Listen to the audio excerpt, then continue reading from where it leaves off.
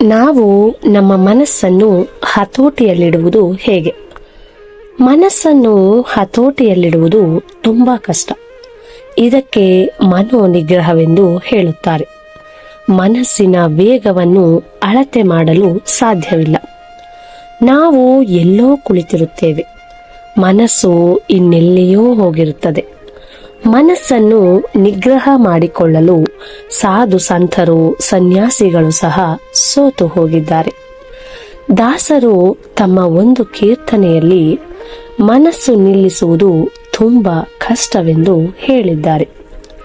ಭೈರವನ ದಾಡಿಯನ್ನು ಬಡಿದು ನಿಲ್ಲಿಸಲುಬಹುದು, ಹರಿವ ನದಿಯನ್ನು ತರುಬಿ ನಿಲ್ಲಿಸಲುಬಹುದು, ಆದರೆ ಮನಸ್ಸನ್ನು ನಿಲ್ಲಿಸುವುದು ಎನ್ನಳವಲ್ಲ ಎಂದು ಹೇಳಿದ್ದಾರೆ.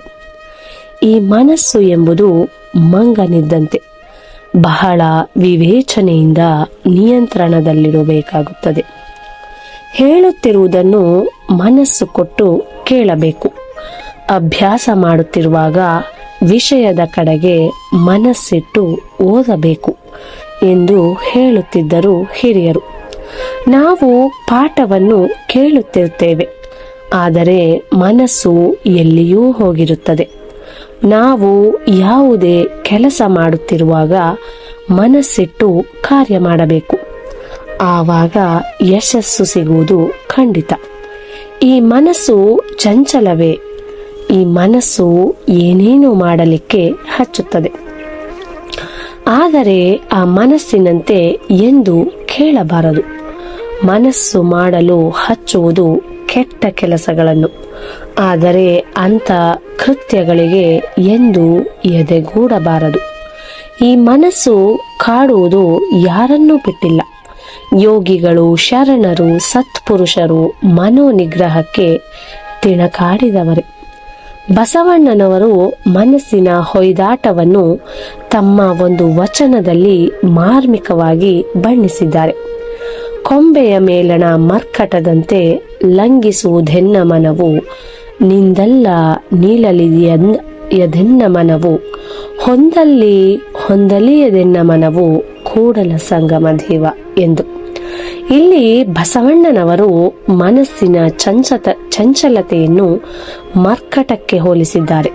ಶಿವಯೋಗಿಗಳು ಸಹ ಈ ಮನಸ್ಸಿನ ಹೊಯ್ದಾಟವನ್ನು ಮನೋಜ್ಞವಾಗಿ ಬಣ್ಣಿಸಿದ್ದಾರೆ. ಮನವೆಂಬ ಮರ್ಕಟವ ತಡೆಯಲಾರೆನು ದೇವ, ಎನಿತಿದಿರ ಚಪಲ ಚೇಷ್ಟೆಗಳ ವರ್ಣಿಸಲಿ. ಮನಸ್ಸು ಹೇಳಿದಂತೆ ಕೇಳದೆ ನಿಯಂತ್ರಣದಲ್ಲಿಟ್ಟುಕೊಂಡು ನಮ್ಮ ಕಾಯಕ ಮಾಡುತ್ತಾ ಹೋದರೆ ಬದುಕು ಸಾರ್ಥಕವಾಗುತ್ತದೆ. ವಿದ್ಯಾರ್ಥಿಗಳಾದವರು ಓದಿನ ಕಡೆಗೆ ಗಮನ ಕೊಡಬೇಕು. ವಿಷಯಗಳನ್ನು ಮನಸ್ಸು ಕೊಟ್ಟು ಓದಬೇಕು. ಮನಸ್ಸನ್ನು ಹರಿಬಿಡಬಾರದು. ಓದಿನಲ್ಲಿ ತಲ್ಲೀನರಾಗಬೇಕು. ಆಗ ರ್ಯಾಂಕ್ ದೊರೆಯುವುದು ಅಲ್ಲದೆ ಪ್ರಥಮ ಶ್ರೇಣಿಯಲ್ಲಿ ಉತ್ತೀರ್ಣರಾಗಬಹುದು. ಚಂಚಲ ಮನಸ್ಸನ್ನು ನಿಯಂತ್ರಣದಲ್ಲಿಡಲು ನಾನಾ ರೀತಿಯ ಸಾಧನಗಳಿವೆ.